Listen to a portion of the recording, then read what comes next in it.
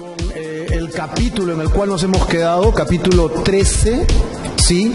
El título de hoy día es Espías, Gigantes y Langostas. ¿Qué les parece el título? Parece título de película espionaje, ¿no? El libro de Números se destaca por el siguiente título: Los viajes por el desierto hasta Canaán, la tierra prometida. ¿Sí?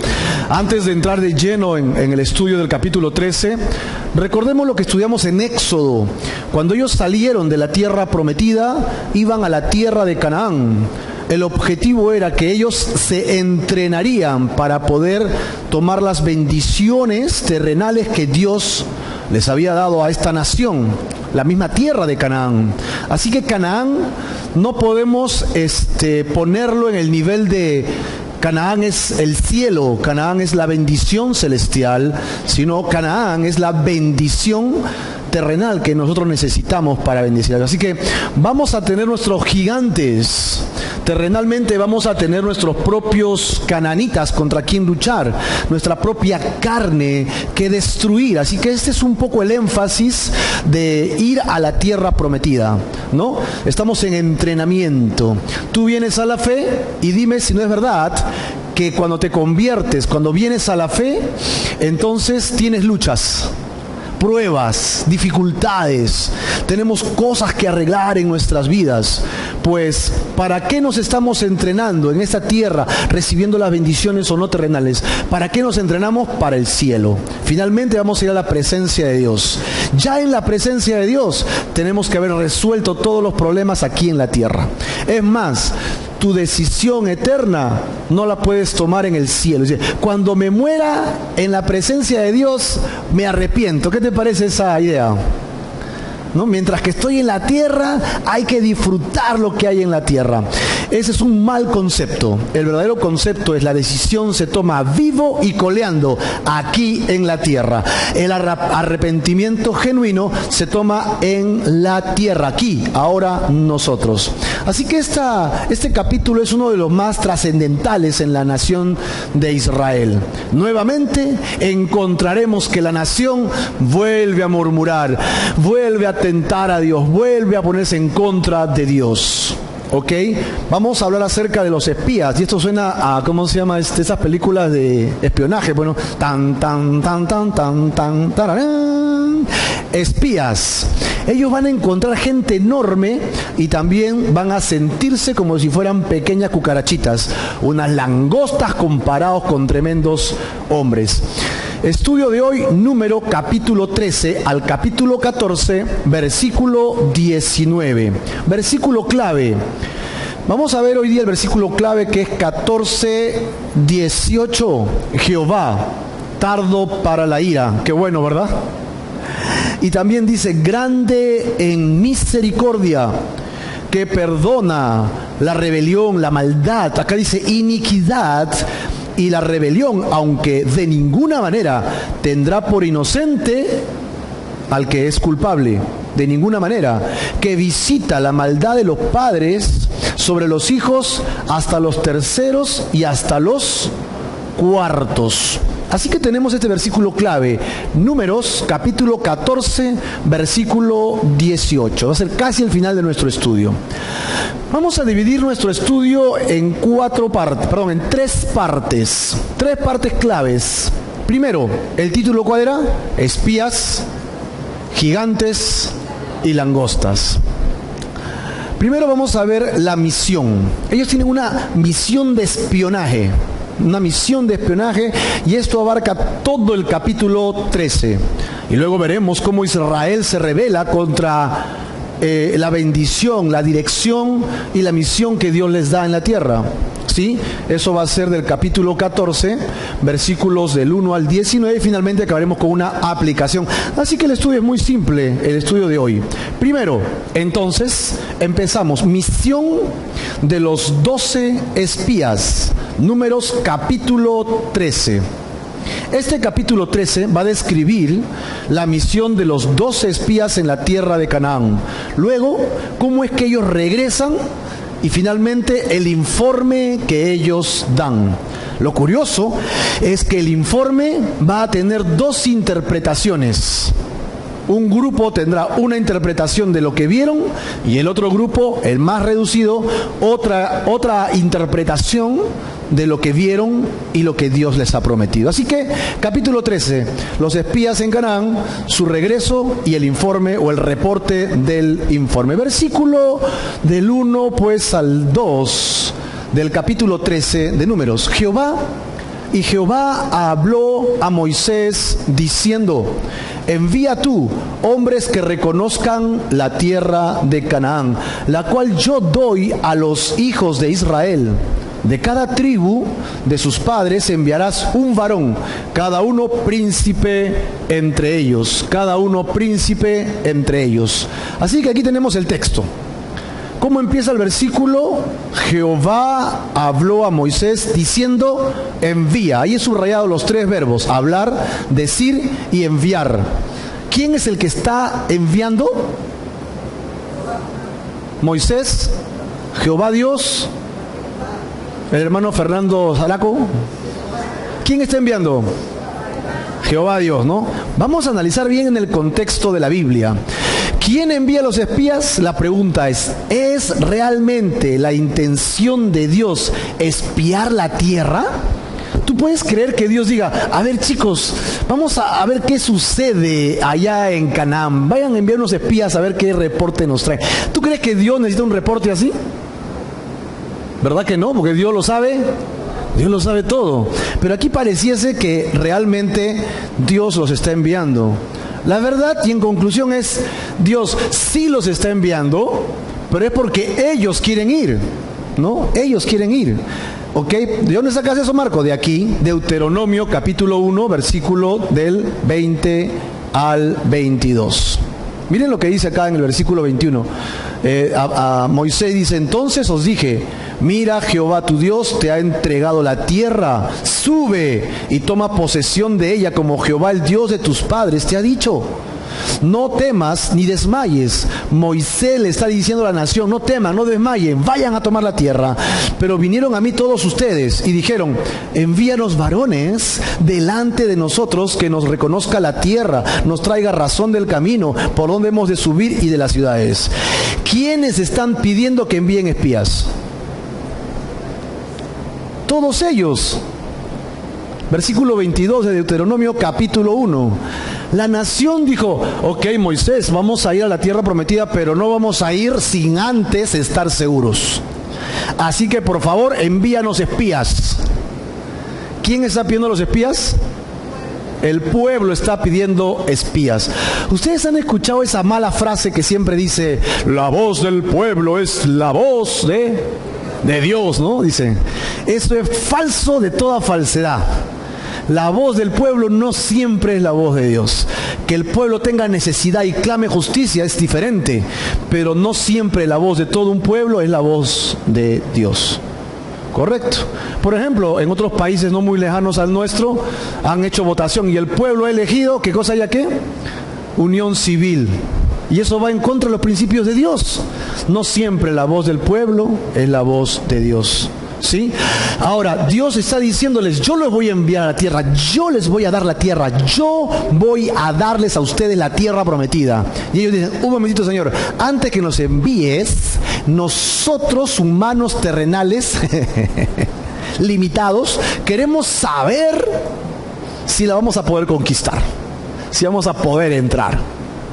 Ok, esto es bien soberbio, ¿no? Así que la idea de enviar espías a la tierra no fue por Dios. El envío de los espías denotó tres cosas: falta de fe, segundo, debilidad y finalmente, temor. Temor de parte del pueblo. Ellos no están confiando en Dios. Voy a mover un poquito esto, por favor. No están confiando en Dios, ¿sí? Dios sabía todo en cuanto a la tierra, ¿sí o no? ¿Había gigantes o no había gigantes? Sí, dice la que habían gigantes. ¿La tierra era buena como Dios dijo? Sí, la tierra era buena. ¿La gente que está ahí es gente mala y perversa? Sí, es mala y perversa. ¿Acaso no sabía Dios todo eso? Claro que lo sabía. Por supuesto que Dios lo sabía. Los que estaban dudando eran el pueblo. Después de 40 años, cuando el pueblo, los hijos de esta gente entra, seguían los gigantes, seguían los problemas, seguía la gente mala, no había cambiado, era todo exactamente igual.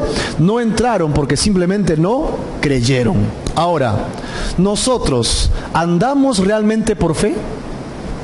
¿Tú andas por fe? ¿Yo le creo a Dios? De todas maneras, nosotros enfrentamos pruebas, circunstancias difíciles, preocupaciones. Tengo que tomar una decisión. ¿Qué voy a hacer? Pero tiene que llegar el momento en que todo cristiano tiene que confiar en el Señor. ¿Amén o no? Sí, está bien, de repente en algún momento estás turbado, con dudas, no sé qué camino tomar, no sé qué hacer, no sé qué decir. La Biblia no dice, no fuméis, fumo, no sé qué hacer con mi vida. Y estamos en esa indecisión, ¿no? Agarrotándonos en nuestro corazón, eso que se pone el duro, nos ponemos así feos. Pero llega el momento en que tenemos que confiar en el Señor. Mira lo que dice el Salmo 37:5. Encomienda a Jehová tu camino. ¿Y qué más? Confía en Él. Y si tú confías en Él, ¿qué hará Dios? Él lo hará. Él lo hará. No te olvides lo que dice el apóstol Juan en sus cartas, ¿no? Si pedimos algo conforme a su palabra, es conforme a su palabra. Si es así, conforme a su palabra, entonces toma asiento, Johnny, no te preocupes. El lugar que gustes, eres bienvenido. Gracias, Johnny. Encomienda a Jehová tu camino y confía en Él y Él hará. Dios hará sus propósitos. Pero como dice el apóstol Juan, tienes que pedir conforme a su palabra. Y si pides conforme a su palabra, Él lo hará, ¿no? Y Jesús mismo dice, pidan en mi nombre para que el Padre sea glorificado en mí y yo en el Padre. Así que si pedimos algo, ¿tú quieres que todas tus oraciones sean contestadas por Dios? Sí. ¿Amén o no? Entonces, ¿qué tienes que hacer? Pedir conforme a su palabra. No pidas conforme a tu capricho, pide conforme a su palabra. Y si haces eso y confías en Jehová, entonces Dios actuará. Yo te animo a que le creas a Dios. Yo te animo a que verdaderamente ores, clames a Dios. ¿Tienes problemas? ¿Tú crees que Dios puede involucrarse y hacer algo? Sí, yo he visto matrimonios restaurados. He visto homosexuales que dejan de serlo para ser hombres y se casan. He visto enfermos que le han crecido la pierna. He visto enfermos que siguen enfermos también. Pero ¿sabes qué ha cambiado? Acá el corazón. Cambió la actitud. Le creyeron a Dios. Y siguen enfermos, pero están agradecidos porque los ha salvado. Y han entendido que los ha salvado de una muerte peor, que es la eterna. Y viven agradecidos a Dios. Si tú le crees a Dios y Él se involucra y tú le pides conforme a su palabra, no tengas la menor duda que Él actuará. ¿Amén o no? Él actuará. Él lo hará para su propia gloria. Ahora, llegó el momento en que los israelitas deberían confiar en Dios completamente. Pero ¿lo hicieron o no lo hicieron? No lo hacen. Dios lo liberta de Egipto, lo saca de esa nación, hace milagros portentosos, lo lleva rumbo al Sinaí, hace 7 paradas, les muestra su poder, les habla, luego los saca de allí. A pesar de su rebelión, Dios los perdona, y a pesar de su insensatez, Dios los sigue bendiciendo. A pesar de que ellos no le creen, Dios los sigue cuidando.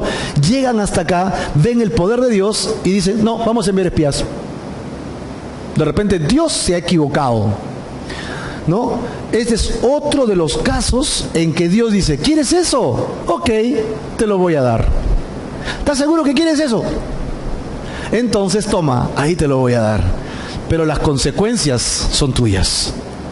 ¿Las consecuencias de quién son? De cada uno de nosotros. Señor, yo soy cristiano, soy soltero, dicen algunos, y me quiero casar con esa persona, solo tiene un pequeño defecto, ¿no? Es buena persona, es amable, es estudioso, trabajador, lo máximo tiene amigos por doquier, tiene un pequeñito problema. ¿Cuál es el problema? Que no conoce a Cristo. Señor, después de convertido, después de casados, lo convierto. O sea, ya lo tengo acá en la palma de mi mano. ¿Cuántos saben que eso es mentira? ¿No? no siempre pidas cosas a Dios que sabes que van en contra de sus principios, porque dice, tú eres libre, si quieres eso, lo vas a tener, pero vas a sufrir las consecuencias personales de esas tus decisiones. Miren lo que dice el Salmo 106, verso 15, y lo vimos la semana pasada, ¿no? Y Él les dio lo que pidieron, ¿se los dio o no? ¿Recuerdan qué le pidieron la semana pasada en los capítulos anteriores? Queremos carne, y lloraban, eran unos llorones, lloraban, quiero carne. ¿Quieres carne? Te voy a dar hasta que te salga por las orejas, no te va a salir por acá la carne. Pero después, cuando les dio la carne, se volvieron angurrientos y quisieron más y acumularon un montón de carne que se les iba a podrir. Y Dios dijo, por su codicia, comenzó a haber mortandad, a morirse. Así que cuando pedimos algo en contra de la voluntad de Dios, normalmente terminamos nosotros afectados por esas malas decisiones, mas envió mortandad sobre sus vidas. Ahora, después de demostrar su falta de fe y también su falta de confianza en Dios, Dios dispone que se envíen los espías a la tierra, ¿ok? Y así ellos puedan tener su petición resuelta. Vamos a ver los detalles, los versículos del 4 al 16, donde aparecen los nombres de todos los espías que van a ir en esta comisión. ¿Quién es un espía? Un espía es lo que sale en la televisión, han visto, qué chévere son esas películas de espías. Me gustan las películas policiales, que te hacen pensar. Siempre el culpable termina siendo el que menos esperas, ¿no? Y el espía es alguien que consigue información secreta del enemigo, ¿ok? Alguien que observa, alguien que toma mucha atención. En este caso, cada una de las tribus daría un personaje que los representaría a cada tribu. Si son un personaje y 12 tribus, pregunta, ¿cuántos espías serán? 12, aprobados todos en matemática, ¿ok? Y el objetivo era chequear, examinar la tierra que Dios les había entregado. Canaán significa comerciante. Dios les había prometido entonces entregar esta tierra y Dios les permite enviar espías a reconocerla. Esos espías le traerán consecuencias. Versículo 3. Moisés los envió desde el desierto de Parán, conforme a la palabra de Jehová, y todos aquellos varones eran príncipes de los hijos de Israel. Príncipes, ¿no? De los hijos de Israel. El desierto de Parán es donde estaba Cades Barnea, donde los dejamos la última vez. ¿Recuerdan? Es en esta V, justo en el medio, el desierto de Parán. Tienen cerca a los madianitas, a los edomitas, a los moabitas. El desierto de Parán significa lugar de cuevas. Así que allí en el desierto no había nada, solamente arena, escorpiones y cuevas. Pero Dios no los iba a dejar allí. A veces estamos en nuestros desiertos, a veces estamos orando, clamamos, buscamos a Dios, pero parece que todo es arena y oscuridad en una cueva. Las cuevas son frías, gélidas, normalmente hay ratoncitos. ¿Cuántos han dormido con un ratoncito dando vueltas por ahí, no? Así que ellos están viviendo en un lugar que no desean, pero Dios quiere que continúes, que esperes en Él. Dios proveerá. Ahora, príncipes. El príncipe, se conoce como príncipe al hijo de un rey, ¿verdad? Un rey. Los reyes por lo general tenían muchos hijos para asegurar su descendencia y su reinado. También príncipe es un título que se le puede dar a alguien honoríficamente. Ahora, los 12 príncipes eran 12 elegidos y cada uno de ellos tendría el privilegio de representar a su propia tribu, ¿no? Cada uno de estos príncipes. Acá tenemos un resumen de la lista del versículo 4 al 15 de los nombres de cada uno de los príncipes. Tenemos los versículos bíblicos del 4 al 15, las tribus desde Rubén pasando por Simeón, Judá y Efraín hasta llegar a Gad. Finalmente el nombre de los príncipes, ¿sí? Tenemos a Samúa, Safat, Caleb, Igal, Oseas, Palfi, Gadiel, Gadí, Amiel, Satur, Naibi. ¿Está bien dicho? ¿Naibi? ¿O Nabi? Los Nabi suena a una película de Jehuel. Tenemos nosotros acá los 12 príncipes y los nombres de sus padres. Ustedes recuerdan que cuando se dice Samúa, hijo de Zacur, también se puede leer como Samúa ben Zacur. ¿Ustedes han visto Ben-Hur? La película Ben-Hur significa que ese personaje es hijo de Ur. Ben-Hur. ¿Sí? Así que Samúa Ben-Hur. Nos interesa el de Benjamín. Tenemos dos personajes que nos interesan más. El primer personaje está en el versículo 6 y es de la tribu de Judá. ¿Cómo se llama ese personaje importante? Caleb. Y Caleb también se puede traducir como impetuoso o perro rabioso. Imagínate a Caleb cómo habrá nacido, ¿no? Se paró en sus 4 pies. Salió del vientre de su madre como perro rabioso. Impetuoso, es decir, chicos, vamos a predicar y pum, ya se para. ¿Dónde vas? A predicar, ya sale corriendo a predicar. Pero si todavía no sabemos cómo hacerlo, no importa, vamos a predicar. Impetuoso, nadie lo podía parar a Caleb, ¿sí? Y su papá se llamaba Jefone porque paraba en el fone. Otro personaje interesante es el versículo 8 de la tribu de Efraín. ¿Cómo se llama? Y él era un príncipe pituco. Porque Oseas, luego, ¿no? El príncipe Oseas, ¿ok? Y su nombre significa salvación. Qué interesante que Oseas signifique salvación y su padre sea Nun, ¿ok? Oseas ben Nun. Ahora, Oseas también va a ser conocido como Josué. Josué y Caleb, dos personajes que van a ser destacados en esta historia. Marco, pregunta, porque como nadie me pregunta, yo me pregunto solo. ¿De dónde me sacas tú que Oseas es Josué?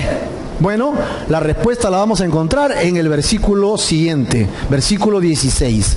Estos son los nombres de los varones que Moisés envió a reconocer la tierra. Y a Oseas, él es el príncipe pituco, ¿no? Oseas, hijo de Nun, le puso Moisés, el nombre de Josué. Ahí está, la Biblia confirma lo que estamos diciendo. Así que el que le cambia de nombre es Moisés. Josué significa Dios salva. Y él fue el líder que Dios eligió luego de Moisés para ser su sucesor. Él sería quien entre a la tierra prometida y la conquiste para Dios y para la nación de Israel. Tenemos en el Nuevo Testamento a otro, se llama Jesús y significa Salvador. Pero el nombre hebreo de este Jesús, con el que lo conocemos nosotros, es, ¿quién sabe? ¿Cómo se llama? Yeshua o Yeshua, ¿no? Hemos cantado, creo, Yeshua viene ya, brillando como el sol. Yeshua. Y Yeshua significa Jehová es salvación. Así que la verdadera traducción de ¿cómo se llama? Del nombre de Jesús no es Jesús. El verdadero nombre es Yeshua. ¿Ok? Yeshua. Así que si queremos pronunciar bien el nombre del Hijo de Dios, sería en hebreo Yeshua. Yeshua, que es Jesús, Jehová es salvación, exactamente como Josué. Así que si de Yeshua quisiéramos traducir el nombre al español, ¿cuál sería? ¿Jesús o Josué? Josué. Así que eres salvo en el nombre de Josué. Y todos dicen, no entendí. Claro, porque estamos acostumbrados al nombre de Jesús, pero la verdadera traducción, lo más cercano sería Josué. Solamente para que lo tengamos en conocimiento, ¿correcto? Pero como todo el mundo occidental lo conocemos como Jesús, nosotros sabemos de quién estamos hablando, del Hijo de Dios, ¿verdad? Jesús, el Hijo de Dios, Dios hecho carne, que nos trajo salvación. Verso 17. Los envió pues Moisés a reconocer la tierra de Canaán, diciéndoles, suban de aquí al Negev y subid al monte, subir al monte. Cuando la Biblia comienza a hacer algunas frases importantes, comienzan a tomar sentido. Siempre que vas hacia Jerusalén o a la tierra prometida, siempre se habla de subir. El monte siempre se habla como el lugar donde se encuentra con Dios. ¿Recuerdan a Moisés? ¿Dónde iba a hablar con Dios? Antes del tabernáculo, al monte. Dios iba al monte, siempre iba al monte, ¿sí? Luego en el Nuevo Testamento Jesús subía ¿a dónde a orar? Al monte. Así que la idea de subir Jerusalén o monte, tiene la idea de ir a alcanzar las alturas de Dios, y a partir de estar en la presencia de Dios, tu corazón y tu mente te hacen percibir cosa que nunca subió a corazón de ser humano. Es una promesa del Señor. Subirá a tu corazón cosa que nunca subió a ser humano, ¿no? Y sentirás y verás cosas que nunca hemos visto los hijos de los hombres. Así que subir al monte es interesante que sea así. Negev, tierra seca. Primero hay que subir al monte, y en el monte encontrar la bendición de Dios. Antes que la bendición, primero tienes que encontrar la presencia de Dios. ¿Sí? Ten en cuenta esto. Antes que la bendición y cualquier cosa que tú desees, primero, ¿qué es? La presencia de Dios, el monte. Vayamos al monte. ¿Quieres más de Dios? Sí. ¿Quieres más poder de Dios? Sí. ¿Quieres las bendiciones abundantes, Señor? Sí. Entonces empieza subiendo al monte. ¿Cómo hago eso? Rodillas. Ponte de rodillas, ¿no? Si en tu casa son creyentes, tal vez júntalos y oren juntos. Si tú puedes orar solo, entonces hazlo solo. Clama a Dios. Créele a Dios. Confía en Él, que dice el Salmo, y Él hará. Confía, cree en el Señor Jesús. Así que mira lo que dice el Salmo 48, versículo 1. Grande es Jehová y digno de ser en gran manera alabado en la ciudad de nuestro Dios, en su santo monte. En el monte de Sión es lo que está diciendo acá. Reporte. Vamos a ver el reporte. Ellos ya fueron, reconocieron la tierra. Ellos fácilmente pudieron escribir un libro y decir: reconocimiento de la tierra de Canaán. Versión 1, 32 capítulos, ¿no? Versículo del 18 al 20. Primera parte. Y observad la tierra como es, y el pueblo que la habita, si es fuerte o débil, si poco o numeroso, cómo es la tierra habitada, si es buena o mala, y cómo son las ciudades habitadas, si son campamentos o plazas fortificadas, y cómo es el terreno, si es fértil o estéril, si en él hay árboles o no.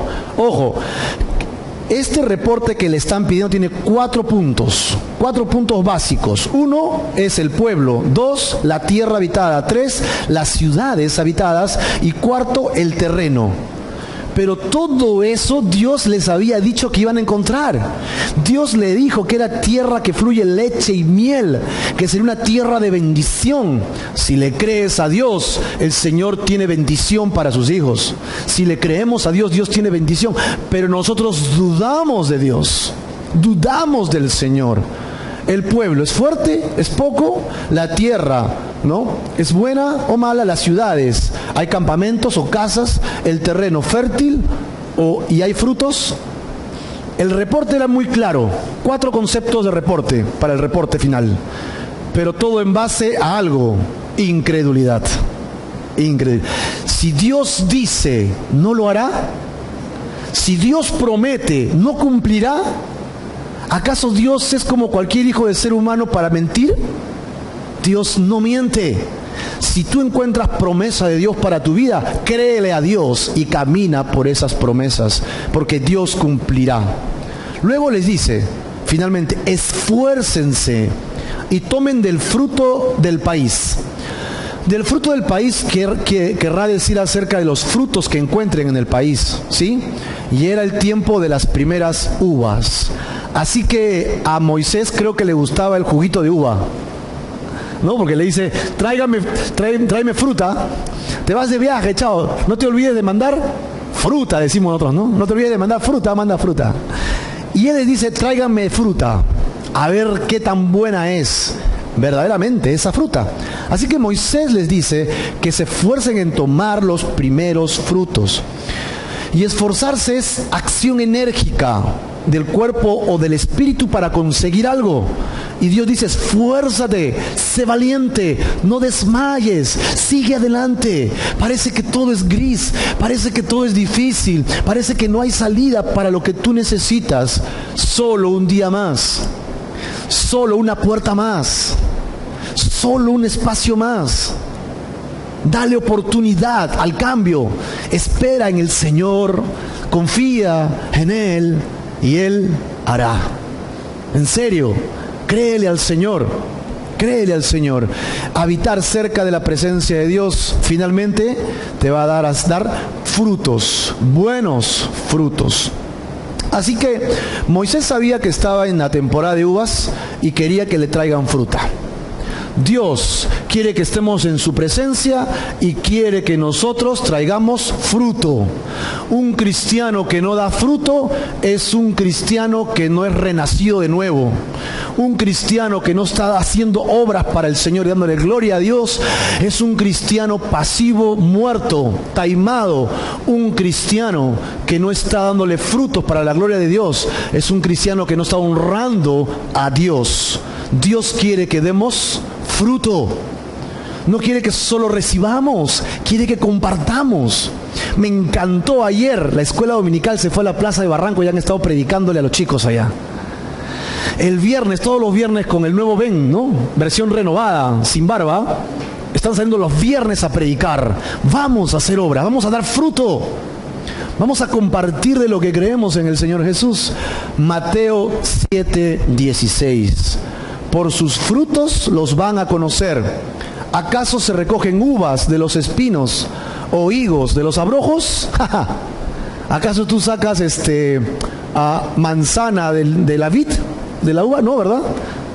Es imposible. Así que el buen árbol tiene que dar buen fruto. Esfuérzate, créele a Dios, sigue en la palabra de Dios, insiste, no te quedes. Dice, no, mi vida cristiana ya pasó, ya he perdido tanto tiempo, mi vida está apática. No, aviva el fuego, enciende el fuego del don de Dios que está en ti. Y sigue adelante. Te animo a crecer en tu fe. Te animo a continuar en tu fe. Si eres nuevo, crece, no dejes de crecer. Si ya tienes años en la fe y estás así y has defraudado muchas veces, no te preocupes. Siempre es un nuevo día en la presencia del Señor. ¿Amén o no? Amén. Versículo 21 al 22. Y ellos subieron y reconocieron la tierra desde el desierto de Sin hasta Rehob, entrando en Amat, subieron al Negev y vinieron hasta Hebrón. Y allí estaban Aimán, Sesai y Talmai, hijos de Anac. Hebrón fue edificada 7 años antes de Zoán en Egipto. ¿Zoán dónde queda? En Egipto. Vamos a dividir este versículo en 3 partes. Acá tenemos la idea. Ellos estaban en esta zona, en el desierto de Parán, ¿no? En el desierto de Sin ¿Escuché un celular? ¿No?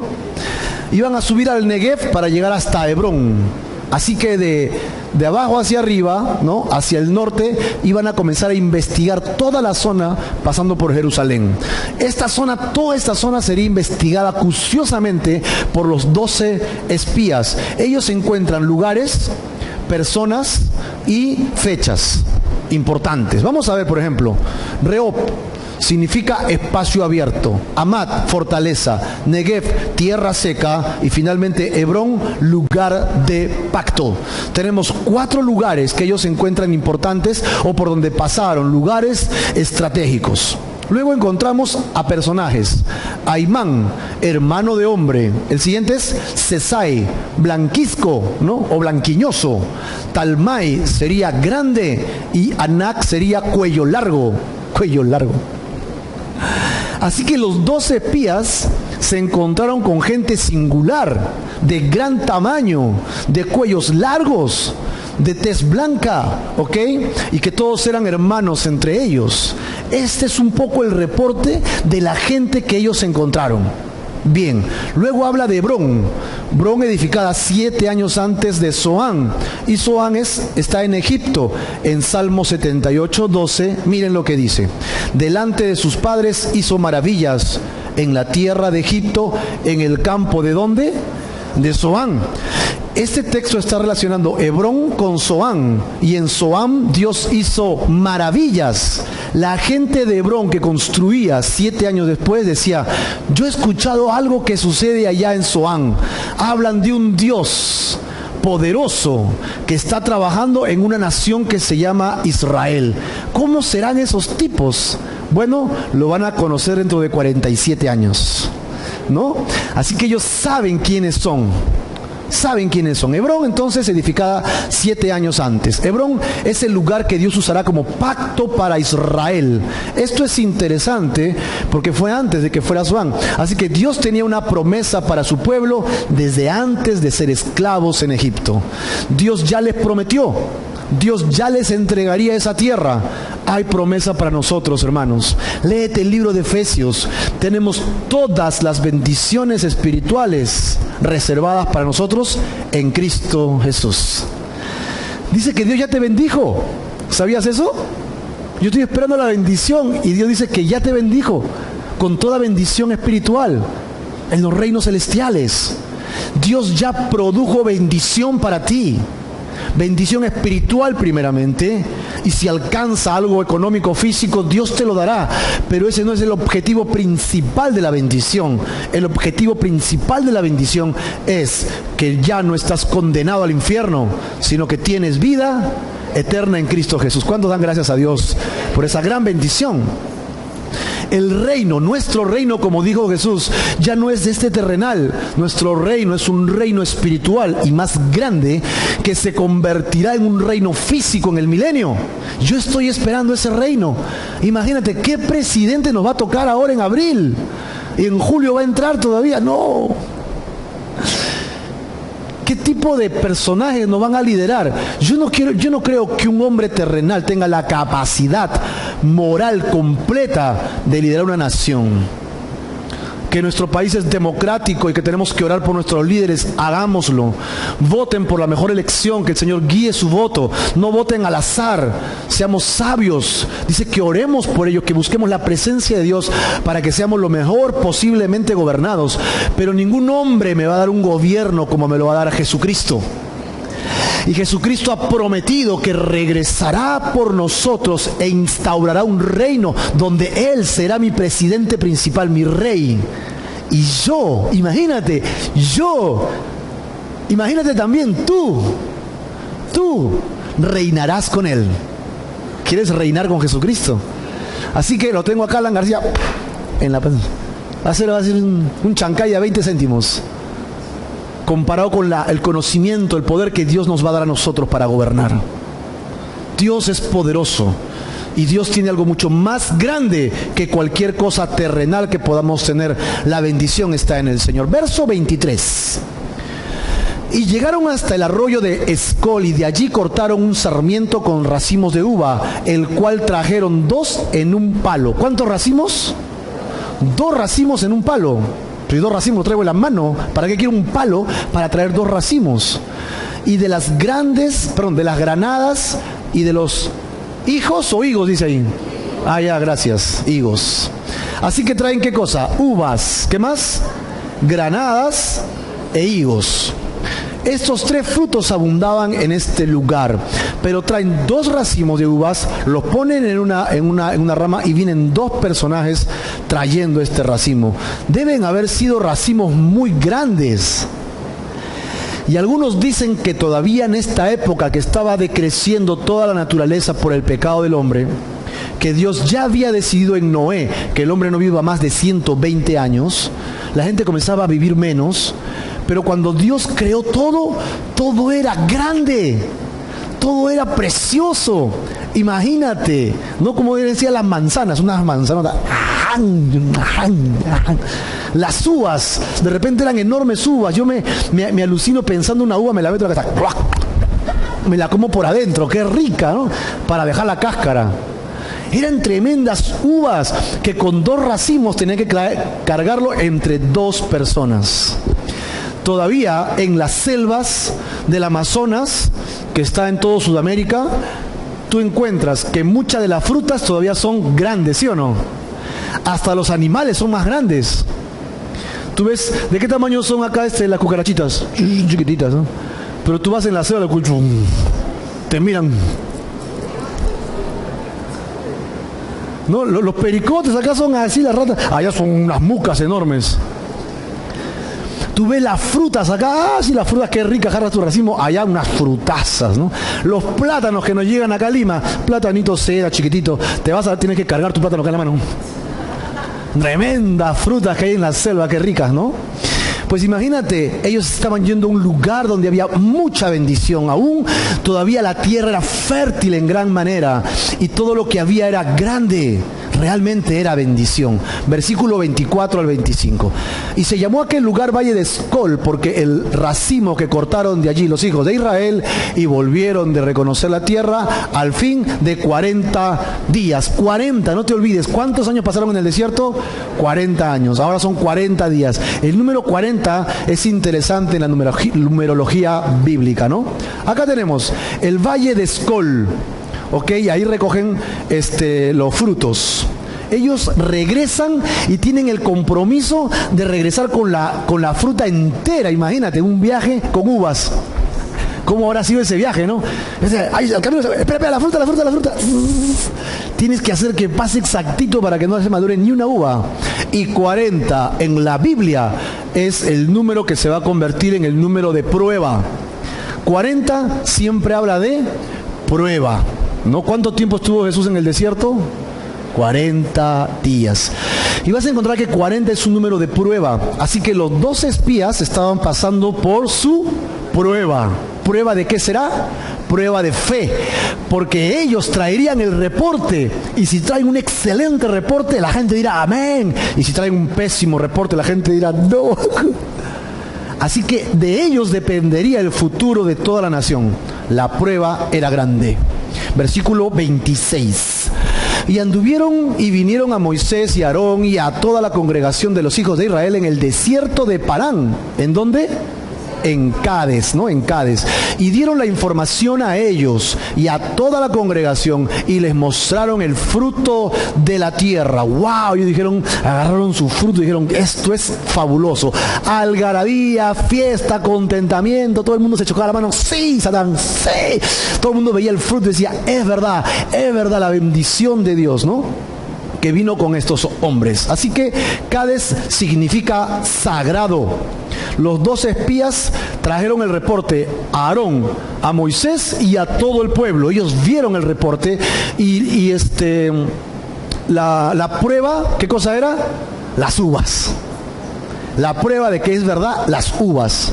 Chicos, una uva para cada familia. Hubo un ¿no? Todo el mundo tenía, oh sí, es verdad lo que dicen, es una tierra de mucha bendición. Verso 27, y les contaron diciendo, nosotros llegamos a la tierra a la cual nos enviaste, la que ciertamente fluye, ¿qué? Leche y miel, como Dios había prometido, y este es el fruto de ella. Acá está el reporte y acá está la prueba de este reporte. Así que leche. La leche es el primer alimento que los bebés reciben después de nacer, ¿no? Los bebés nacen, lo primero que reciben los bebés, ¿qué cosa es? Una nalgada en el trasero. ¡Pah! ¿No? Eso es lo primero que reciben. Y después le cortan el cordón umbilical. O sea, sufrimiento desde que nacemos.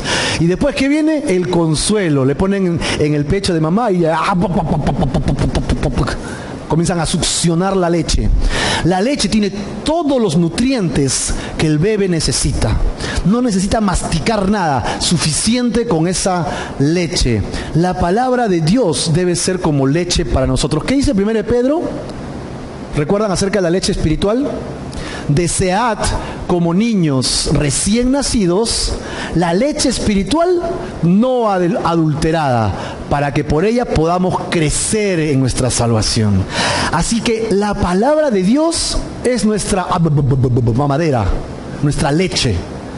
Yo vengo a la fe, ¿qué es lo primero que tengo que hacer? Agarrar mi Biblia y comenzar a beber de esa leche espiritual. La palabra también es como la miel, ¿ok? Que endulza nuestro paladar, y la miel es agradable a nuestra vida. ¿Y cuántos de nosotros realmente no podemos disfrutar de la palabra de Dios, que es como miel? ¿Amén o no?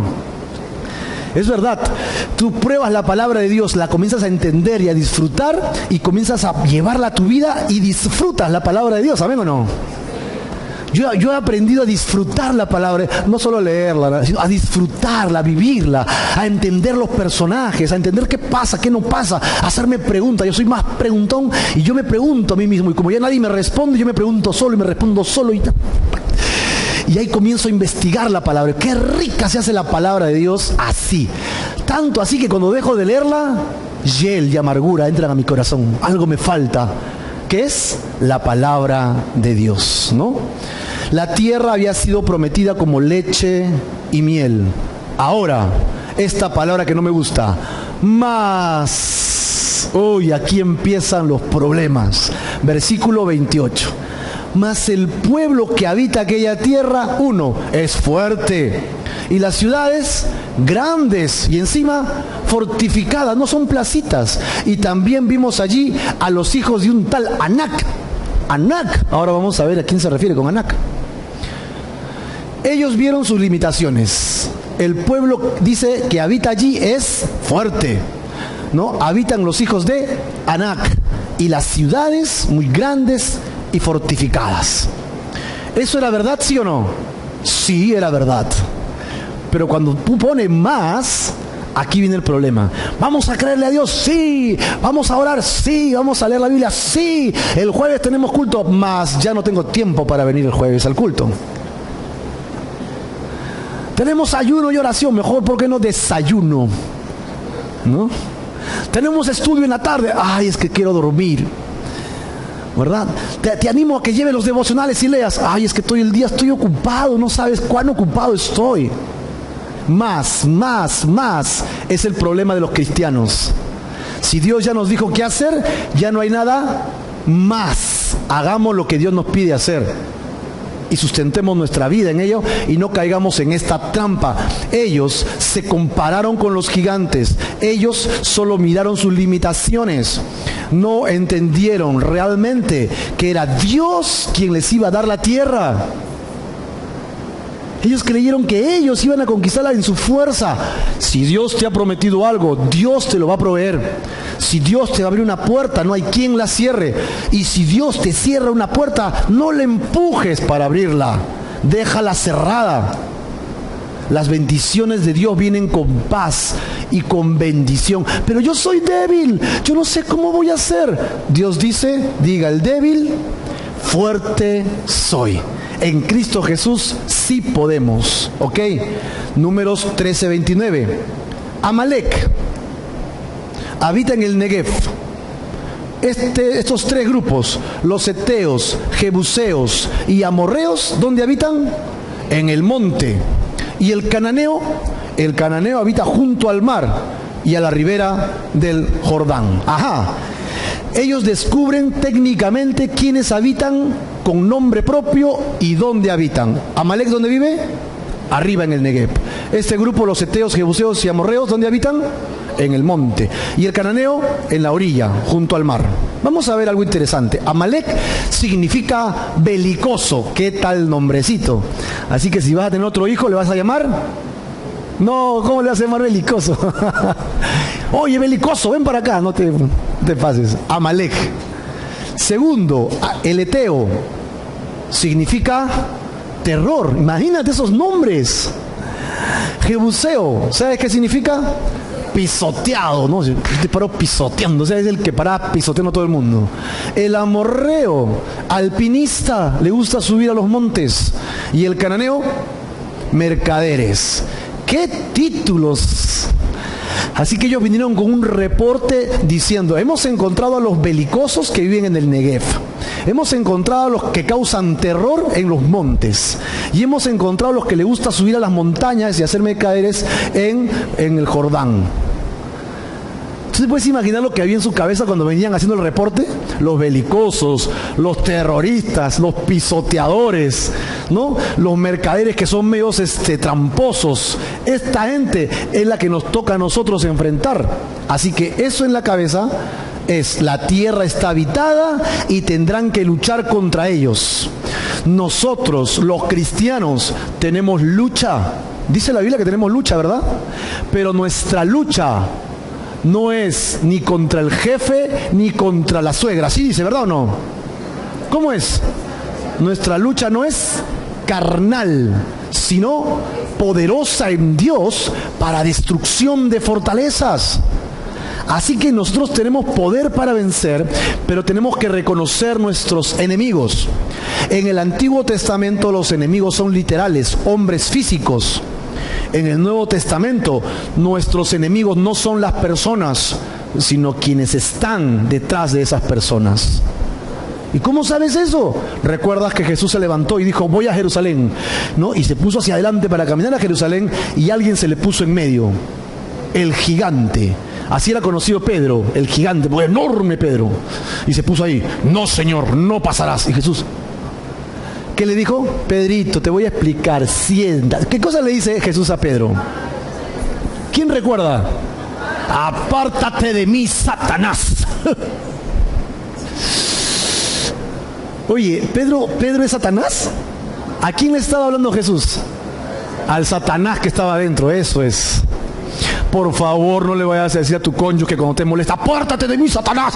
No le digas eso, porque si no ofendes. ¿Sí? Ese es el caso de Jesús con Pedro, que Jesús iba a Jerusalén. Pero nosotros tenemos que entender que nuestra lucha es espiritual. Y si tu cónyuge tiene un problema, tienes a Dios a quien recurrir. Ve de rodillas a Dios. Pídele a Dios, Señor, este sinvergüenza todavía sigue así. Hemos hablado y no me hace caso. Y el esposo, Señor, te pido por esta mujer que me falte el respeto. Me trata como un niño. No sabe que soy el hombre de la casa. Ya, mi amor, sí, mi amor. Vamos a Dios primeramente. ¿Tienes problemas en tu trabajo? Yo te aseguro que si tú le pides a Dios, incluso Dios es capaz de mover al gerente principal de una empresa para que tú te quedes ahí. Yo creo esas cosas. Lo he visto más de una vez. Porque le creyó a Dios y confió en Dios. ¿Amén o no? Si tú crees que vives en un barrio difícil, pídele a Dios ser lumbrera en ese lugar y vas a ver cómo las cosas van a cambiar. Si vives en una familia que todos están en contra tuya, pídele a Dios que te ayude no a enfrentarlos ni a confrontarlos, sino a amarlos y a quebrar todos esos corazones de amargura, esos corazones de tibieza, de maldad que hay allí. Solo el amor de Dios puede cambiar este mundo. ¿Sí? En ese tiempo la fortaleza era física, ahora nuestra fortaleza es espiritual. Y tenemos el poder de Dios en nosotros. ¿Cuántos dicen amén? Lo tenemos, en serio que lo tenemos. El Espíritu que levantó entre los muertos a Jesucristo. Imagínate, el Espíritu Santo que con ese poder venció a la muerte. ¿Tú puedes creer cuánto poder se desató allí? El universo entero tuvo que moverse, sacudirse. Las tierras temblaron, las piedras reventaron para que Jesucristo muera y resucite. Los ángeles alborotados por todos lados. La maravilla de Dios, el poder se desató. Ese poder, dice Dios, vive en todo aquel que cree. ¿Tú crees? Si tú crees, tienes el poder. Como dice por ahí, tú tienes el poder. Claro que lo tienes. El Espíritu Santo en nosotros es quien genera ese poder. En humildad, en amor, en credulidad, créele a Dios. Y no va a ser en tu argumento, no va a ser en tu inteligencia, no va a ser en tus habilidades para mover las cosas. Es en el poder del Espíritu Santo. Nuestra guerra no es carnal, es poderosa en Dios. Y nuestra lucha no es contra armas, ni contra tanques, ni contra nada de esas cosas físicas. Es en el poder del Espíritu Santo. Y tenemos la victoria ganada en el Espíritu Santo. Amén. Tenemos nuestros gigantes, tenemos nuestros belicosos, tenemos nuestros terroristas, ¿ok? Pero los conquistaremos en el nombre de Jesús. Los conquistaremos. Mía es la venganza, yo pagaré, dice el Señor en Romanos 12:19, versículo 30. Entonces Caleb hizo callar al pueblo delante de Moisés y dijo: subamos luego y tomemos posesión de ella, porque más podremos nosotros que ellos. Imagínate. Los espías decían: no entremos porque son gigantes, son enormes, esto es tremendo. Y Caleb dice: cállense todos, miren, igual Dios nos lo va a dar. No importa qué grandotes sean, no importa qué tan fuertes sean sus muros, nosotros los tomaremos y Dios nos lo entregará. Era Caleb alguien de fe, ¿verdad? ¿Recuerdan cómo se llamaba? Impetuoso. Caleb era impetuoso. Cállense, dejen de hablar así. Es verdad, pero no es pesimismo. Solamente va a hacer que la gloria de Dios se manifieste más. El problema, lo único que va a lograr es que el nombre de Dios sea más grande. ¿Amén o no? Porque cuando menos puedas hacer algo y más ruegues y se consiga y se logre, ¿quién se va a glorificar? Yo pues, porque yo lo logré, no tú te imaginas cómo soy yo tengo una habilidad increíble, hermano. No, ese eres tú, esa es tu gloria. Pero cuando después yo digo, no puedo hacer esto, ¿qué voy a hacer? ¿Cómo lo voy a manejar? Y veo cómo se hace y cómo Dios interviene, yo digo, no, es Dios quien lo ha hecho. ¿Y quién se lleva la gloria?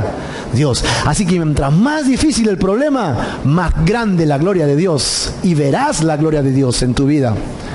¿Verdad? Versículo 31, mas los varones que subieron con él dijeron, no podremos subir contra aquel pueblo porque es más fuerte que nosotros. Mira su fe, dos actitudes. Los que piensan que no se puede. No, esto no se puede, esto es imposible. ¿Por qué? Porque confían en ellos mismos. ¿Sí? Ellos saben sus límites y no, hasta ahí no llego. Segundo, los que piensan que sí pueden, a pesar de sus limitaciones, pero en Dios. ¿Cuántos de esos hay acá? ¿Cómo se llama nuestra iglesia? Fe. ¿Por qué? Porque damos pasos de fe. Siempre andamos dando pasos de fe. Nos metemos en unos problemas a veces, pero confiamos en el Señor. Y Dios prosperará su iglesia, Dios bendecirá a sus hijos. El que piensa que puede, pero solo en Dios, porque confía plenamente que Dios logrará sus metas. Lucas 18, 27. Él les dijo, lo que es imposible para los hombres, ¿para quién sí es posible? Para Dios es posible, porque para Dios no hay nada imposible. La fe, la certeza de lo que se espera, la convicción de lo que no se ve. Esa es la fe. Voy a esperar algo que no veo. ¿Qué esperas? Eso que Dios ha prometido. Dios ha prometido que regresará. Estoy esperando. ¿Cuántos dicen amén? Eso es fe, ¿verdad? Pero ¿y dónde está el cumplimiento de tu promesa? ¿Cuántos siglos han pasado y todo el mundo decía lo mismo y no vino? Es que yo sigo esperando. En mi generación sí viene Jesús. ¿Amén o no? En nuestra generación Jesucristo sí viene, porque ya está todo cumplido, todo está armado, todo el escenario está listo, solamente falta correr las cortinas para que empiece el anticristo a funcionar, y eso sucederá con el rapto de la iglesia. Así que Cristo viene ya pronto por mí, no falta nada para que me lleve con Él. Yo quiero irme con Él ya, Señor, ya estoy ensayando para irme con Cristo. Quiero irme con Él. Es esperanza, certeza de que va a suceder, aun cuando no lo vea. Convicción de que va a pasar. Y Cristo viene por mí. Se acabará este dolor, este fracaso. Se acabará esta angustia. Se acabará esta enfermedad, esta desolación, esta traición contra ti. Todo terminará. Y empezará una nueva generación en Dios. Un milenio con Jesucristo. ¿Amén o no? Así que eso es fe. Y la falta de fe es todo lo contrario. Es todo lo contrario. No creerle a Dios. Dudar de Dios. Andar en tus propias cuentas. Creer que tú lo puedes todo. Números 13:32. Y hablaron mal entre los hijos de Israel. Otra vez hablaron mal de la tierra que habían conocido, diciendo: la tierra por donde pasamos para reconocerla es tierra que dice que traga a sus moradores, y todo el pueblo que vimos en medio de ella son hombres de grande estatura. O sea, traga a sus moradores, son enormes las ciudades. Entonces hablaron mal. Ellos pensaban que era imposible habitar esa tierra. Ellos se compararon físicamente con los gigantes, y ellos reflejan tristeza y pesimismo. No se puede, es demasiado. ¿Qué vamos a hacer? ¿Cómo son ellos, no? ¿Y nosotros qué tal? ¿Cómo vamos nosotros? ¿Cómo va nuestra fe? Como dijimos la semana pasada, es fácil juzgar a los hebreos, ¿no? ¿Cómo no le creen a Dios? ¡Qué tontos! ¿Por qué dudan? A ver, un momentito, antes que siga juzgando, regresemos y mirémonos a nosotros mismos. ¿También dudas o no? Muchas veces hacemos exactamente lo mismo que hacían los hebreos. Podemos pensar que es imposible que se solucionen nuestros problemas. No, este problema ya no tiene solución, ¿no? Vemos nuestra condición que es limitada y podemos perder la fe y la esperanza. Pero ¿sabes qué? Dios va a actuar, ¿amén o no? No te olvides de eso. Verso 33. También vimos allí gigantes, hijos de Anac. ¿Raza de qué? De gigantes. Y éramos nosotros, a nuestro parecer, ¿como qué? como langostas chiquititas comparado con los gigantes. Y así nosotros les parecíamos a ellos. Ahora miren esta frase, a nuestro parecer. A nuestro parecer, cuando estás deprimido, cuando te abate la desesperanza, cuando dejaste de confiar, dime si no es verdad que tus problemas se ven enormes. Cuando dices, ya no sé qué voy a hacer, y hasta cuando pasa un gato negro ya crees que te va a pasar algo malo, ¿no? No, era un gato enorme, así, era un gato, parecía un perro. Oye, te insultaron, no te imaginas lo que me dijeron. ¿Qué te dijeron? Hola. Eso fue lo que te dije. Sí, me dijeron así con tal fuerza que me humilló. Solo te dijo hola y tú lo ves así enorme. Y cuando estamos en desesperanza, todo lo parece grande y enorme. Pero cuando tienes fe y esperanza, ¿a quién ves grande y enorme? A Dios. Por eso, no pierdas la fe, no pierdas la esperanza. Confía en el Señor, confía plenamente en Él y Él hará. Así que ellos se veían así, como langostas, y minimizaban el poder de Dios, lo que Dios podía hacer. Así que siempre podemos estar rodeados de pesimismo, personas negativas, pero nosotros debemos escuchar la voz de Dios. Confiar en lo que Dios puede hacer, incrementar nuestra fe y comprender que Él nos ha hecho más que vencedores en Cristo Jesús. Y para finalizar, los israelitas se rebelan contra Jehová. En esta sección describimos la rebelión de Israel contra Dios y sus autoridades, y la fe de Josué y Caleb, y la intercesión de Moisés. Versículo 1 dice, entonces toda la congregación gritó, 2, dio voces, y 3, ¿qué más hizo? Lloró aquella noche. Yo he concluido que la nación de Israel, después de un método inductivo profundo, era una nación llorona. De todo lloraban, ¿verdad? Lloró, otra vez llorando como Magdalenas. Al enterarse que la tierra prometida estaba llena de gigantes, ¿no?, y de grandes fortificaciones, comenzaron a gritar, dar voces, a llorar y enseñarle tristeza. ¿Por qué? Porque ellos habían sido ya derrotados antes de siquiera pelear la pelea. Y Dios que te dice, lucha la buena batalla de la fe. Lúchala. No, es que es tan difícil. No, lúchala. Es que ya estoy agotado. Levántate. Es que ya no puedo más. Esfuérzate. Es que ya no sé qué va a pasar. No importa. Créele a Dios. Solo créele a Dios. Da un paso más. Sigue creyendo. Sigue adelante. Vas a ver tú la mano de Dios. Yo no sé por qué Dios siempre espera el último día hasta el último momento. ¿Sí? Tú mueves todo, haces todo lo que puedes y no pasa nada, no pasa nada. Y cuando dices, ya no puedo nada, ya mañana es a las 5 de la mañana, mañana a las 5 de la mañana ves la provisión de Dios. ¿Has visto eso o no? Cuando veas eso, tu fe va a incrementar, porque vas a decir, vas a luchar, te vas a mover, y cuando no ves nada, ¿qué vas a decir? Mañana se va a solucionar. ¿Y cómo? Vas a ver. ¿Cómo estás seguro? Porque me ha pasado tantas veces que no pasa nada, y cuando menos esperas, Dios viene, porque Dios está esperando confianza, ¿ok? Aquí dice, se quejaron contra Moisés, Aarón, todos los hijos de Israel, y les dijo toda la multitud, ojalá muriésemos en la tierra de Egipto o en el desierto, ojalá muriéramos. Así que Egipto, desierto o tierra prometida. Ellos tienen que escoger y decir, yo prefiero morir en Egipto como esclavo, prefiero quedarme en el desierto y morirme de sed, o voy a la tierra prometida y conquisto. Ellos no querían ir a la tierra prometida y preferían regresar a Egipto o morir en el desierto. ¡Qué testarudez! ¡Qué testarudez! Verso 3, ¿y por qué nos trae Jehová a esta tierra para caer a espada y que nuestras mujeres, nuestros niños sean por presa? ¿No nos sería mejor volver a Egipto? ¡Qué tremendo! 3 partes. 1, murmuraron contra Dios. ¿Por qué nos trae Jehová? Es igualito a lo que le pasó a Adán, ¿no? Adán, ¿qué dijo? La mujer que tú me has dado, Señor. Es el mismo ejemplo. Están hablando en contra de Dios. 2, ponen como pretexto a sus mujeres y a sus hijos. Lo ponen como pretexto. En realidad es su falta de fe.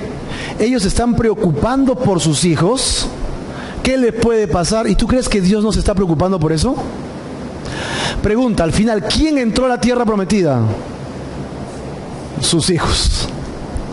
Sus hijos que sí creyeron. Y finalmente ellos se consideraban más sabios que Dios. ¿Qué sentido tiene ir hasta allá si vamos a morir? O sea, que Dios que los había mandado, ¿los va a dejar morir? Dios que te ha traído hasta acá, ¿te va a abandonar? No creo. Verso 3, aquí mismo. Tanta era su frustración y pena al ver las circunstancias que preferían regresar a Egipto y morir, o tal vez en el desierto mismo quedarse y padecer. Nuestra vida cristiana es un camino diario de decisiones. Todos los días tenemos que tomar decisiones. Todos los días tenemos que creerle ¿a quién? A Dios. Todos los días. Todos los días. Y todos los días seremos probados con circunstancias difíciles, con gente que te pide dinero a cambio de algo, con gente que te promueve a cambio de otra cosa. Siempre va a haber tentaciones. Todos los días tenemos que escoger por Dios. Y tenemos que olvidarnos de regresar a Egipto. No hay vuelta atrás. Como dice esa canción, la cruz delante y el mundo atrás. No vuelvo atrás, no vuelvo atrás. Jesucristo y su cruz por delante y ya no tengo nada más que hacer. Si voy a retroceder, como dice, es un paso para agarrar impulso nada más. Pero no voy a retroceder al mundo otra vez y a Egipto. Así que miren la condición de ellas después de este reporte. Si eran 10 y Josué y Caleb estaban diciendo que sí, ¿cuántos estaban diciendo que no? 12 menos 2, 10, ¿no? 10. Ellos motivaron a toda la gente y decían el uno al otro, designemos un capitán y volvamos a Egipto. Un momentito, ¿no era Dios quien nos estaba dirigiendo? ¿No era Dios quien puso a Moisés? ¿Quién es el que estaba liderándolo? Era Moisés. Ellos estaban desestimando a Dios y a Moisés y lo estaban sacando de su corazón. Tremendo, tremendo. Si Dios pone un liderazgo, hay que bendecir ese liderazgo. Se podrá equivocar o no, pero si ama a Dios y está buscando su presencia, hay que sujetarnos a las autoridades. Hay dos extremos de los cuales hay que tener cuidado. Uno de ellos es que se ha hecho abuso del liderazgo. Muchos hombres dicen, yo soy puesto por Dios, tú no puedes ni siquiera pensar mal de mí, no me puedes contradecir en lo más mínimo, porque soy el ungido del Señor. Mira, casi vuelo, ¿ve? Soy la autoridad puesta por Dios. Y lo ponen en un pedestal inalcanzable, que tiene hasta seguridad al costado, ¿no? No lo puedes ni acercarte a él, porque es el ungido, hasta sus uñas que se cortan las ponen en una copita para que no se malogren, porque es el ungido del Señor. Y han hecho uso y abuso de una autoridad que es extrema para minimizar a las ovejas, para presionar a las ovejas. Y el otro lado ¿cuál es? El otro lado es el abuso de las ovejas.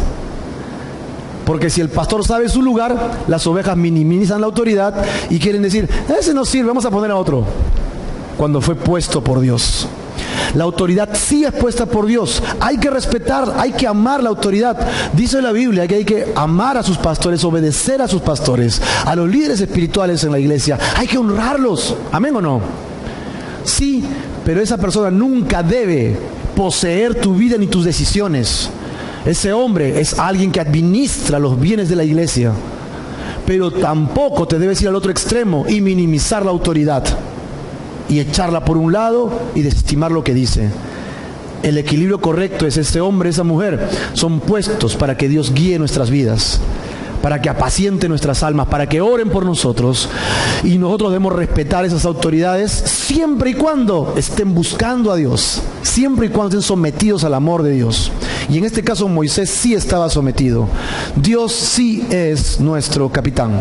Él es quien dirige nuestro caminar y nos asegura la victoria y nos lleva a nuestro crecimiento espiritual, a nuestra tierra prometida. Pero Israel quería otro capitán.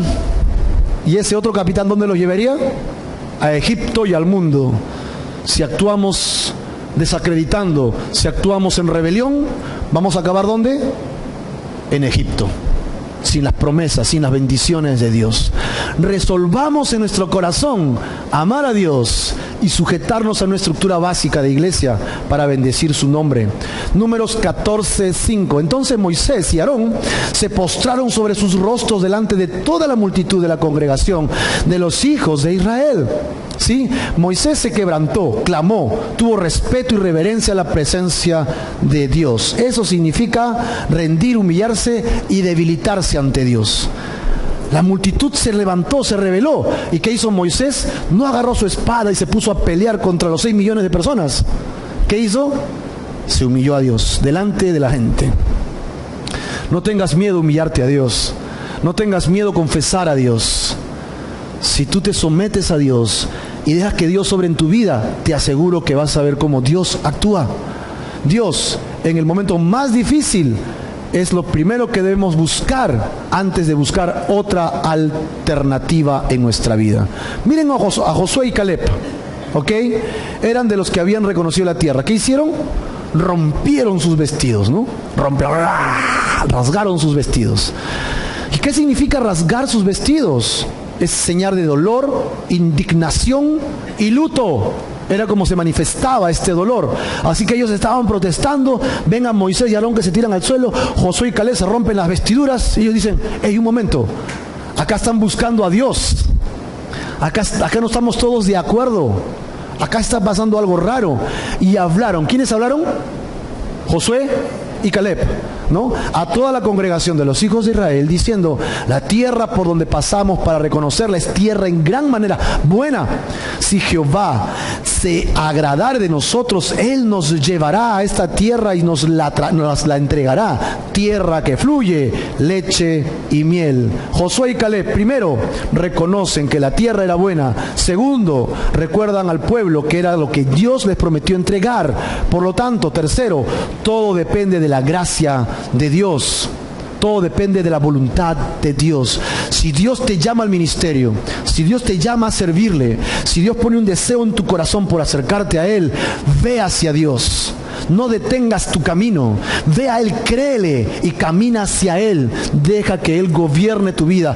Él abrirá puertas. Él romperá cerrojos. Él romperá muros de bronce. Él romperá puertas que no se pueden abrir si es que es su voluntad. Deja que sea siempre la voluntad del Señor. 10 espías que no creyeron y que quisieron regresar a Egipto. 2 espías que le creyeron a Dios y ellos buscaron a Dios para que se cumpliera su voluntad. Verso 9. Por tanto, no sean rebeldes contra Jehová, ni teman al pueblo de esta tierra, porque nosotros los comeremos como pan. Es decir, serán pan comido. Ellos serán pan comido. Su amparo se ha apartado de ellos y con nosotros está Jehová. Interesante, la exhortación de ellos es: no sean incrédulos y desobedientes, no se subleven contra el Señor. Segundo, les indica que no deben temer a ese pueblo de gigantes. Y tercero, ese pueblo era grande, pero ¿qué no tenían? No tenían al Señor. Tus enemigos pueden ser grandes, pero si no tienen al Señor, tú tienes al más grande contigo. ¿Sabías eso o no? Tienes a Dios de tu lado. Verso 10. Entonces toda la multitud habló de apedrearlos. ¿Pero qué pasó? Dios intervino. La gloria de Jehová se mostró en el tabernáculo de reunión a todos los hijos de Israel. A todos los hijos de Israel. Así que ¿Dios es fiel o no? Sí. Se apareció en presencia en medio de las tribus. En medio de las tribus. Josué y Caleb pusieron su confianza en Dios, y cuando los quisieron matar, Dios vino y los defendió. Me libró de mis enemigos. Verso 11. Y Jehová dijo a Moisés: ¿hasta cuándo? ¿Hasta cuándo me ha de irritar este pueblo? ¿Hasta cuándo no me creerán con todas las señales que he hecho en medio de ellos? Qué interesante. Mira, 1. Dios se dirige a Moisés y no al pueblo. Y Moisés es el intermediario en este caso. Así que dice acá que Dios se irritó. ¿Y qué es irritarse? Enojarse en gran manera. Y finalmente dice: ¿hasta cuándo no me creerán? Es la incredulidad de ellos que desata la ira de Dios. Yo les heriré de mortandad y los destruiré, y a ti te pondré sobre gente más grande y más fuerte que ellos. Mira estos tres conceptos. Lo que desata la ira de Dios. Sentencia: voy a destruir totalmente a esta nación. Segundo, alternativa: de Moisés saldrá otra nación. Y tercero, será un pueblo capaz de creerle a Dios, más grande y más fuerte en fe. Es el objetivo de Dios, porque ese era el problema. Ese era el problema. Pero Moisés no acumula agua para su cántaro, ¿sí? Para su molino. Él agarra y se pone a orar por estos incrédulos. Mira la petición de Moisés con la que va a acabar esto. La intercesión de Moisés es increíble. Dos conceptos: Egipto y la tierra de Canaán. Pero Moisés, respondiendo a Jehová, le dice: lo oirán luego los egipcios, porque de en medio de ellos sacaste a este pueblo con tu poder. Dios, el juez justo, habló y dictaminó sentencia contra el pueblo. Sin embargo, Moisés quedó en silencio. Inmediatamente después de esto, intercede por la nación.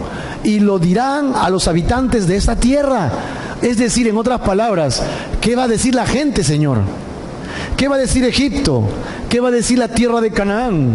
Que no pudiste. Eso es lo que le va a decir. Los cuales han oído que tú, oh Jehová, estabas en medio de este pueblo, que cara a cara aparecías tú, oh Jehová, y que tu nube estaba sobre ellos, y que de día ibas delante de ellos en columna de nube y de noche en columna de fuego. Así que Moisés es el gran intercesor. Dios había prometido a la nación de Israel el lugar. La tierra prometida existía y la prometió desde Abraham. Y Moisés usó esto como un propósito para hacer recordar a Dios su promesa. Señor, tú prometiste, tú cumpliste, lo sacaste, y en la puerta del horno no se va a quemar el pan.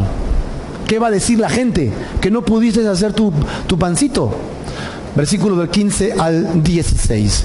Y que has hecho morir a este pueblo como a un solo hombre, y las gentes que hubieron oído tu fama hablarán diciendo: por cuanto no pudo Jehová meter este pueblo en la tierra de la cual les había jurado, los mató en el desierto. Dios no puede cumplir su promesa.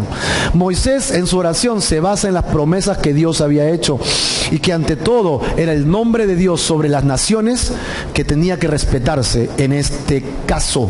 Versos 17 y 18. Ahora pues, yo te ruego que sea magnificado el poder del Señor, como lo hablaste, diciendo: Jehová tardo para la ira, grande en misericordia, que perdona la iniquidad y la rebelión, aunque de ningún modo tendrá por inocente al culpable, que visita la maldad de los padres sobre los hijos hasta los terceros y hasta los cuartos. Está apelando a la misericordia del Señor. Él reconoce que Dios es misericordioso, pero también reconoce que no va a tomar por inocente al culpable. Si tú anhelas vivir en pecado flagrante ante Dios, Dios no te va a tomar por inocente. Tenlo por seguro. Su misericordia se extiende todo lo que puede, pero no abusemos de la gracia de Dios. Perdona ahora la iniquidad, dice el 19, de este pueblo según la grandeza de tu misericordia, y cómo has perdonado a este pueblo desde Egipto hasta aquí, y cómo nos has perdonado hasta este lugar. Finalmente, debemos pedir conforme a la voluntad de Dios y no según nuestra necesidad o capricho. ¿Recuerdan? Pedir conforme a la voluntad de Dios. Nuestras malas decisiones o peticiones pueden traernos consecuencias a nuestra vida espiritual y también a nuestras familias. Y nuestra falta de fe puede llevarnos a rebelarnos contra Dios. Y Dios lo ve todo. Moisés se convirtió en el intercesor ante Dios para alcanzar misericordia.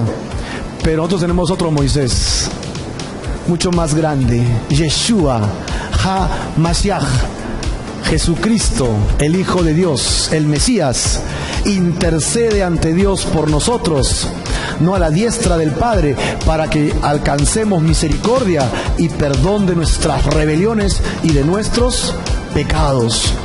Si tu corazón se apartó de Dios, es tiempo que regreses a Dios. Si tu corazón se ha rebelado contra Dios, es tiempo que nos humillemos ante Dios. Si en tu mente y tu corazón has deslizado y te has ido detrás de tu carne y te has apartado del Señor, es tiempo que dejes eso y vengas nuevamente a la presencia de Dios Todopoderoso, grande en misericordia. Vamos a orar. Señor, te damos gracias en esta noche. Gracias te damos, Señor, por tu bendición.